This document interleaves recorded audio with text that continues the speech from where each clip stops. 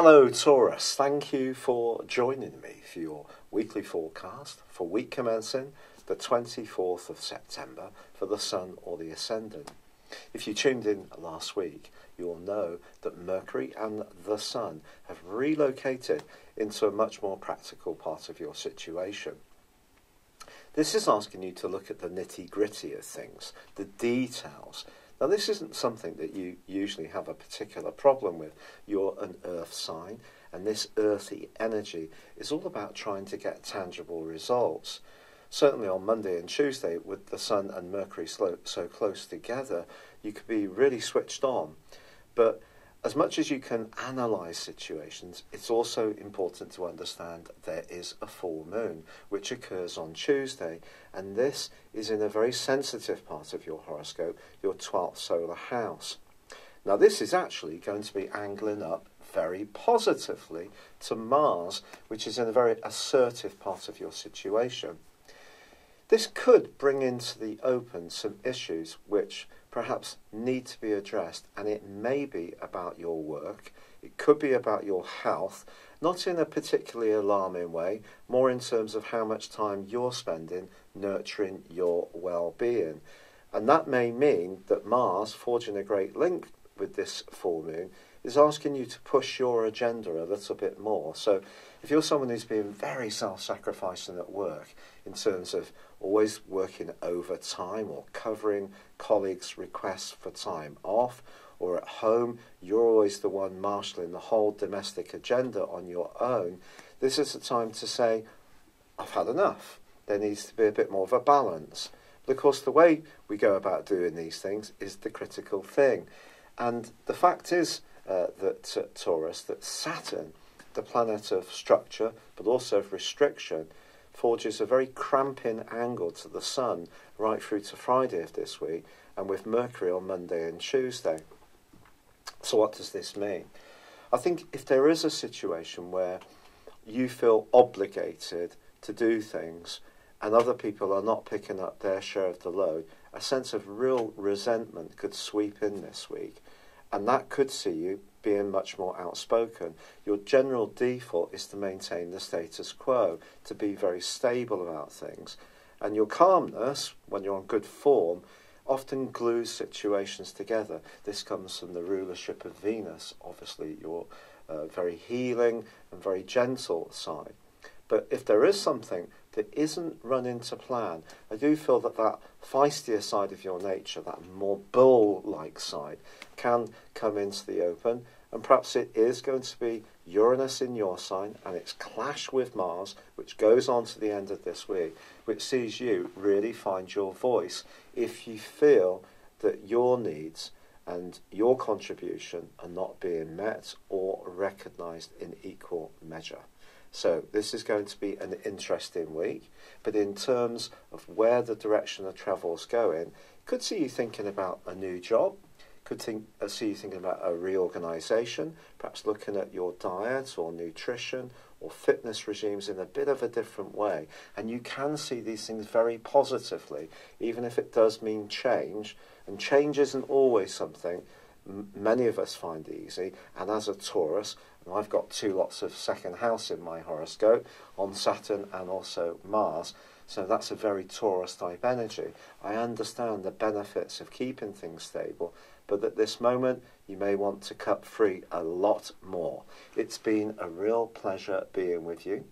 I'd love it if you would like or comment on this video, or if you've yet to do so, please do subscribe to this channel. But for now, good luck and goodbye. Hello Taurus, thank you for joining me for your monthly forecast for September for the Sun or the Ascendant. I am sorry I'm delivering this a little later than is ideal. This month offers rich potential for you. There's a stunning new moon on the 9th, and on the same day Venus, your ruler, moves into one of the most delicious parts of your scope. But it's going to be the role of Jupiter, the planet of growth, expansion, and traditionally of fortune, and Pluto, the planet of transformation, which really provides the true backdrop to this month's prospects for you. because they're going to be cooperating for the first 3 weeks of September. Jupiter can be a planet which gives us an almost heightened sense of entitlement. It can trick us into thinking that things will land in our lap without too much effort, and then makes us lack the spark to go and work hard enough. Pluto, on the other hand, is a ruthless influence, of course. If we push too hard to get what we want, sometimes people will resist us. On the other hand, people will oppress us through the energies of Pluto. But the angle between Jupiter and Pluto for you this month suggests that something can evolve for you around a relationship situation. It could be a spiritual involvement. It could be with someone that you see as some kind of guide, some source of knowledge or wisdom, or it could be on a more romantic or even friendship basis. But I do think a lot of respect will be threaded through this tie. But this is a relationship which can take on a giant amount of importance this month, and one that you can really appreciate. But in the early parts of this month, it is true to say, for the first 2 weeks in fact, that your ruler Venus is clashing with Mars, which is also, along with Pluto, in a very expansive, restless part of your situation, at least as the month begins. It's going to be important, therefore, to understand that there may be some situations around the give and take of any relationship where you feel that perhaps you're being too sacrificing, and this is having an impact on your ability to be a free spirit. I definitely think that can be threaded into the early part of this month. But on the 6th, Mercury moves into a delicious location.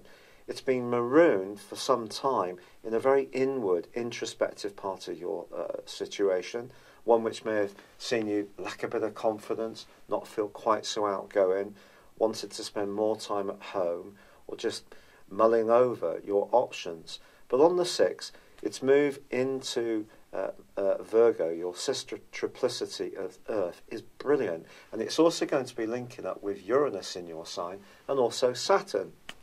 Now, Saturn on the same day is going to end a backward journey. So even if you've had this sense that you do want to open up your world, you do want to liberate yourself from something, there is some kind of moral or legal battle that you've been undergoing in the previous half year, things can start to really lighten for you. And this wonderful grand trine forged between Mercury, Uranus and Saturn can help you to be pragmatic and yet also bring flair to bear. You're said to dislike change, but you may surprise yourself from this point about how much you can welcome elements of change into your situation, especially with the help of Jupiter and Pluto and the encouragement of that one special person. Now the 9th, as I mentioned before, sees a brilliant new moon in the sign of Virgo. This for you is all about being self-expressive. It's being about funny. It's about having social opportunities. It's about getting together with friends. And it also links into that wonderful angle between Jupiter and Pluto. So there's a lot to like here. This can also help this sense of movement, sense of evolution, but happening in a natural way that you don't have to force as hard as perhaps has seemed to be the case earlier this year. But it is also true to say that as much as there is this wonderful new moon, it is in opposition to Neptune. Neptune's the planet of dreams, and it's probably made you a lot more idealistic about the type of friends you keep and also the type of hopes for your future since 2012. So a little bit of care is needed, particularly if you're making some key decisions around your love life. I do feel there's still this sense that things can evolve positively for you, but make sure that you have all the information that you need. Don't be too assumptive about anyone else's view or situation. Make sure that you really analyse it in an exacting way, because basically Saturn in the 9th house is asking you to check over higher information, to not necessarily just take things at face value. However, it is true to say that at the heart of this month, Mars does return to a more confident, self-assertive part of your situation on the 12th, moving back into Aquarius, but it goes back from the 11th to the 20th into the clash which has gone on between the two since the second week of May. It's possible that there's someone in your world who's really, I don't want to use the word hell-bent, but it's come up. It's almost as if this person is hell-bent on stopping you evolving and changing. If there is someone like this, it could be someone who's very traditional, very stuck in their ways, or who wants you and them to retain the status quo. If there is somebody like this, there could be some ferocious discussions between you over this course of days. Perhaps some kind of quarrel or tensions that have been going on since the early part of May are just going to come much more to the fore. But I think the thing that can help you hugely here is that also on the 9th, Venus, your ruler, moves into your sector of relating. Now, it's not going to join up with Jupiter this month, but it is going to join up with Saturn.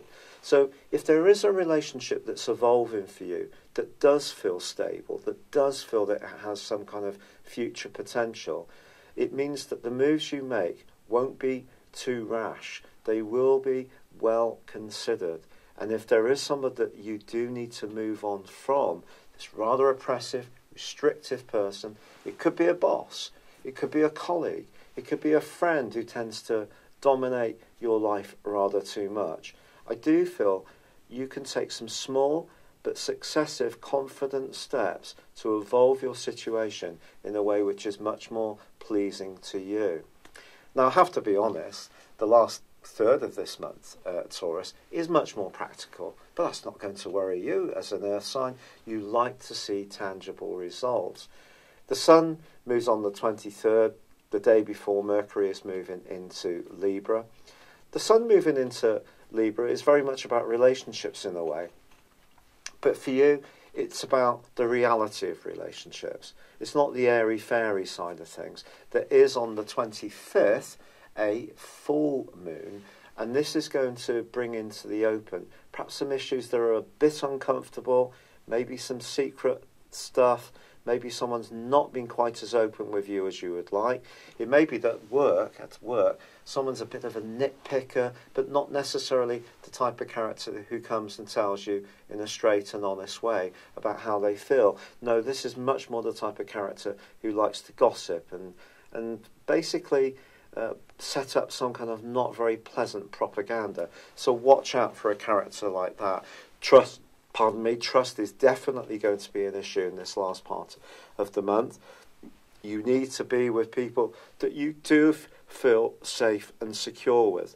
And I think feeling that you're in a relationship where someone is very transparent, they are very clear, they are very honest about what their motives, can really be something that you can thrive on. Even if it is a bit blunt, it's not so sexy, it's just real. So that sense of reality around relationships is something I think you're really going to appreciate.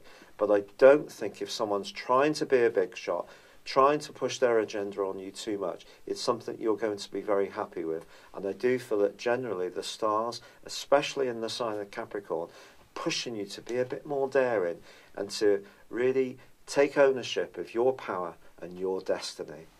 I'm sorry that my energy is still so low. The rheumatoid arthritis has proved to be truly punishing, but I am doing my best. I'm so grateful for all the lovely encouragement and advice which I've listened to that's come in from you. I'd love it if you would like or comment on this video, or if you've yet to do so, please do subscribe to this channel. Thank you. Hello, thank you so much for watching my video. I'd love you to join me at my Horoscope Ace app. You can find this at www.horoscope-ace.com. You can use it through Android, iOS, Apple or Facebook. Check out your ascendant or your moon sign or download your free birth chart. There's all your favourite videos, plus there are daily, weekly, monthly and yearly horoscopes for general, love, Chinese and Indian astrology.